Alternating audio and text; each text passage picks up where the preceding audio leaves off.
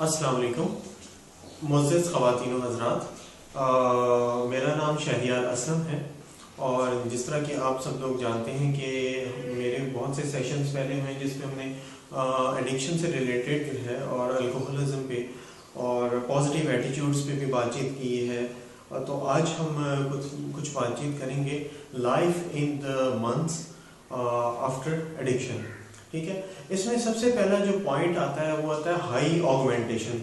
جو نشے کا جو مریض ہوتا ہے اس میں ایک پرابلم یہ ہوتی ہے کہ بہت جلدی وہ جو ہے نا وہ مشتعل ہو جاتا ہے. یعنی گھر والے جب اسے کوئی چھوٹی سی بات بھی کہتے ہیں نا تو اسے اچانک وہ بہت زیادہ بڑی بات فیل ہوتی ہے. یعنی اس کے ایموشنل امبیلنس جو ایسا کریٹ ہو جاتا ہے. چھوٹی سی بات اسے بہت بڑی معلوم ہوتی ہے. یہ بالکل ایسے ہی جیسے پیٹرول کو جو ہے وہ آپ ماچس سے مطلب فلیم کرتے ہیں تو ایک دم سے اگنائٹ ہو جاتا ہے، بہت زیادہ اس کا جو ہے وہ میگنیچیوڈ ہو جاتا ہے. نشے کے مریض کی بھی مثال بالکل ایسے ہی ہے کہ اس کی جو ہے یہ ہائی آگمنٹیشن یا انٹینسو چارج والی جو ہے وہ پرابلم آ جاتی ہے. سیکنڈ پوائنٹ ہے انڈرسٹینڈنگ ایموشنل آگمنٹیشن.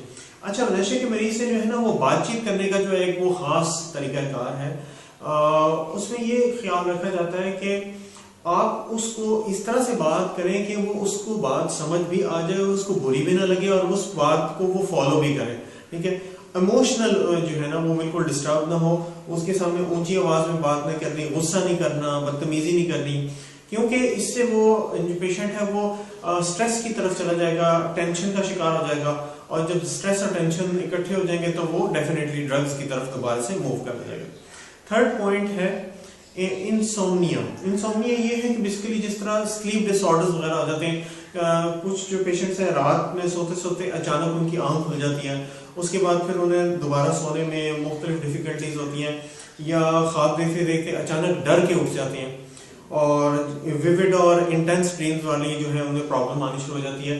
اور اس کے بعد یہ ہوتا ہے کہ جب دوبارہ سونے کے لیے لیٹتے ہیں پھر ان کافی دیر تک نیند نہیں آ رہی ہوتی. تو اس چیز سے یہ پرابلمس بھی جو ہیں وہ آفٹر ایڈکشن فیس پیشنٹس کرتے ہیں. پھر نیکسٹ پوائنٹس ہے mood swings and depressive episodes. نشے کا جو مریض ہوتا ہے اس کے موڈز میں بڑی جلدی ویریشن آتی ہیں. جیسے کہ ہم نے ایک دفعہ ڈسکس کیا تھا نا بائیپولر ڈس آرڈر، کہ ایک دم سے بہت خوش، ایک دم سے بہت غمگین یا اداس، بیچ میں نہیں اس کی نا کہیں بریک نہیں لگ رہی ہوتی. یا نشے کے مریض کو مطلب یہ کہا جاتا ہے کہ اس کی بریک فیل ہو جاتی ہے، یا تو بہت زیادہ خوش ہوگا یا بہت زیادہ غمگین اور اداس ہو جائے گا. یعنی موڈ سوئنگز بہت جلدی آئیں گے. اور ڈپریسو ایپیسوڈ کیونکہ جب بعض اوقات اسے کریونگ بھی ہو رہی ہوتی ہے نا تو وہ ان ٹرمز آف ڈپریشن بھی کریٹ ہونا شروع ہو جاتی ہے، یعنی کنورٹ ہونا شروع ہو جاتی ہے.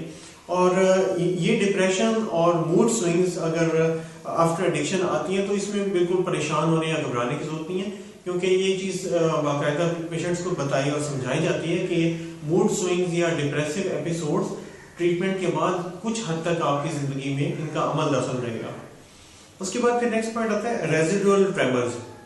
ریزیڈول ٹریمرز ہوتا ہے کہ جس طرح کوئی بندہ کچھ لکھنے لگا ہے اس کا ہاتھ کانپنا شروع ہو جاتا ہے. ٹھیک ہے، گھبراہٹ سی ہوتی ہے، بے چینی سی ہوتی ہے، اور سر بھاری سا اور بوجھل سی طبیعت ہو جاتی ہے.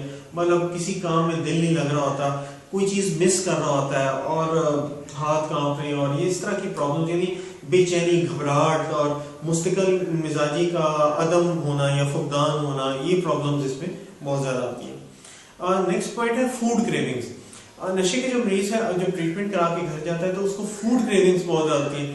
جو اسپائسی ٹائپ کی چیزیں ہیں، مزے کی چیزیں اس کا کھانے کو دل کرتا ہے. شوگر انٹیک اس کی جو ہے اس کو دل کرتا ہے کہ میٹھی چیزیں میں زیادہ کھاؤں. لیکن ہمیشہ یہ کہا جاتا ہے کہ میٹھی چیزیں تھوڑی بہت تو آپ کھا لیں، زیادہ میٹھی چیزیں آپ کی کریونگ کو بڑھا سکتی ہیں. تو یہ نشے کے مریضوں کا ٹریٹمنٹ کے بعد جو ہے نا فوڈ کریونگز کا زیادہ مسئلہ ہوتا ہے. مزے کی چیزیں کھانے کو بھی دل کرتا ہے اور ان کی ڈائٹ بھی جو ہے نا وہ تھوڑی سی بڑھ جاتی ہے. مطلب فرض کریں اسٹینڈرڈ ڈوز ہے جی 5 بریڈس، اگر وہ جس طرح چھوٹی ڈبل روٹی ہے اس کے 5 پیس کھاتے ہیں، ممکن ہے یہ 7، 8 یا 10 تک چلی جائے. مطلب ان کا ڈائٹ پیٹرن جو ہے تھوڑا سا ایب نارمل بھی ہو سکتا ہے مطلب آفٹر ٹریٹمنٹ. اور اس کے بعد پھر نیکسٹ پوائنٹ ہے ڈوزز آف کیفین. یہ بیسیکلی فروٹ میں ہی ہے ایک پوائنٹ کہ بہت سے لوگ کیفین پہ تھوڑا سا ڈیپینڈ کرتے ہیں، چائے کافی وغیرہ یوز کرنا شروع کر دیتے ہیں، کیونکہ اکثر یہ پیشنٹ بلیو کرتے ہیں کہ چائے یا کافی زیادہ یوز کرنے سے سیٹسفیکشن ہوتی ہے تو وہ کریونگ کافی حد تک مینیج ہو جاتی ہے. تو یہ ہے کہ اگر آپ تھوڑی بہت لیں تو وہ مسئلہ نہیں ہے، لیکن میگا ڈوزز سے اوائڈ کرنا چاہیے. میگا ڈوزز کو ہمیشہ ناک آف کرنا چاہیے، کیونکہ اس سے بھی بعض اوقات ادر کمپلیکیشنز کریٹ ہونے کا کافی حد تک خطرہ ہوتا ہے. اس کے بعد پھر یہ کہ add regular exercise, regular diet ہو، ریگولر ایکسرسائز ہو، ڈیلی واک کریں. واک سب سے بیسٹ ایکسرسائز ہے. ہلکی پھلکی ٹیبل ٹینس وغیرہ کھیل لیں، بیڈمنٹن تھوڑی بہت کھیل لیں، کوئی نہ کوئی فزیکل ایکسرسائز ہونی چاہیے. جم جوائن کر لیں، بہت ہیوی ویٹ وہاں پہ بھی نہ اٹھائیں، لائٹ ویٹس اٹھائیں.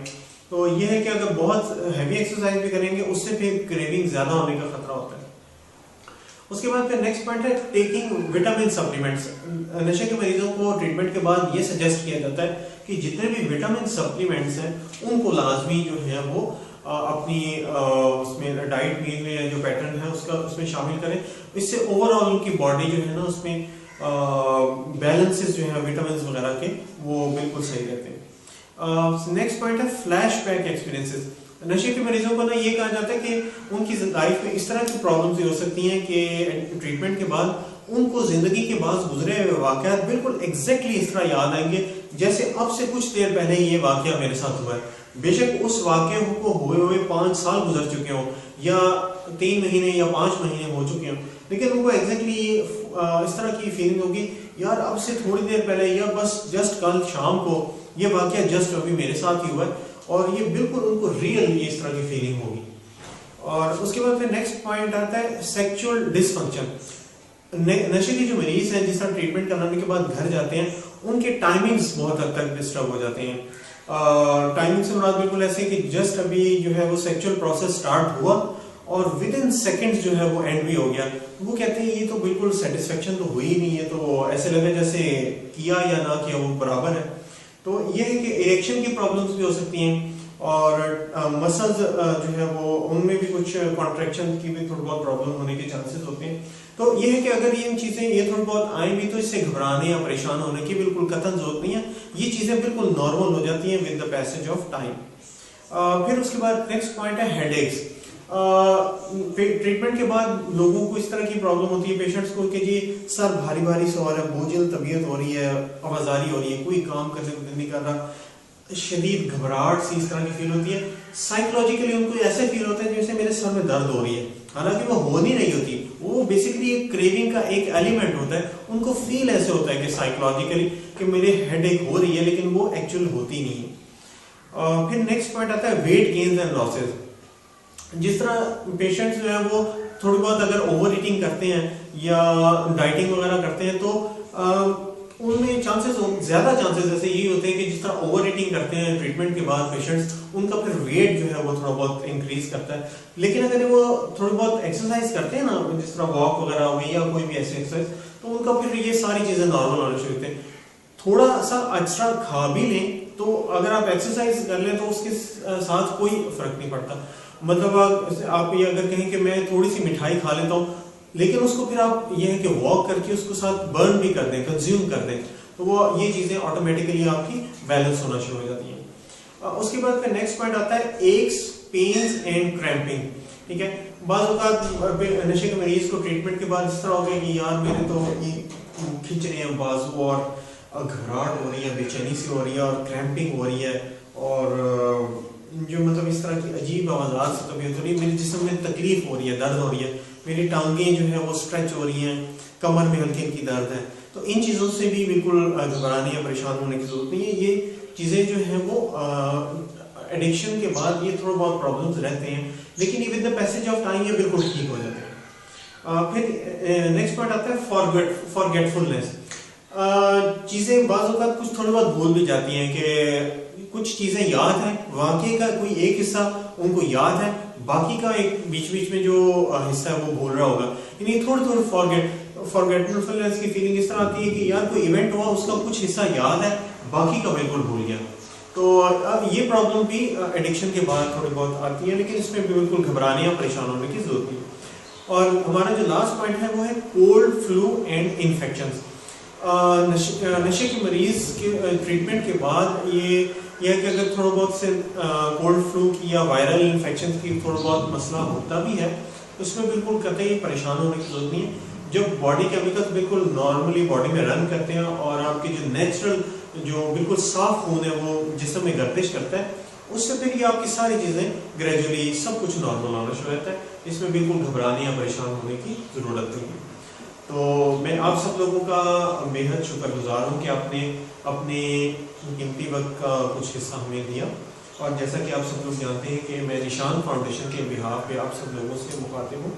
تو ہمارے ٹیلی فون نمبرز اور ہماری ویب سائٹ اس وقت آپ کی اسکرین پہ ڈسپلے ہو رہے ہیں. اور میں آپ سے پوری امید کرتا ہوں کہ آپ لوگ ہم سے بہت جلد رابطہ کریں گے. آپ سب لوگوں کی تشریف آوری کا بے حد شکریہ. اللہ حافظ.